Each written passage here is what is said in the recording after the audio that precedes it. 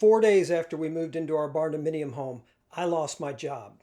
We could have lost everything, but one decision saved us. 6 years ago, Tawnee and I were living in an expensive city, watching housing costs spiral out of control. We wanted some land and a home we could actually afford to own. But every time we ran the numbers, nothing worked. So we stopped trying to force the traditional path and started asking a different question. Not, how do we afford the home everyone told us to want, but what kind of home could we actually afford to own?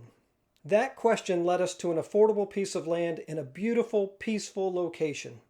We started with a tiny home, and a couple of years later, we built the 2,400 square foot Barndominium home we live in today.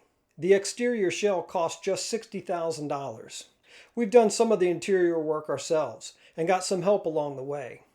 It's still a work in progress, but we expect it to come in at around $200,000 when it's done. And the decision that saved us? We turned down a construction loan that would have let us finish the home before moving in because we didn't want a big mortgage. And just 4 days after we moved into the unfinished shell, I was laid off. If we had had a big mortgage payment, we would have lost everything.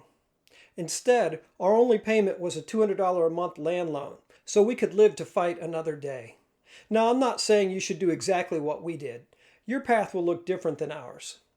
But if you've been feeling like home ownership is out of reach, the way we felt 6 years ago, I want you to know something. It doesn't have to be. Our path to home ownership looked different than what most people expect. Yours might too. But the options are real, and they're available to you if you take the first step. Want to learn more? Click the link.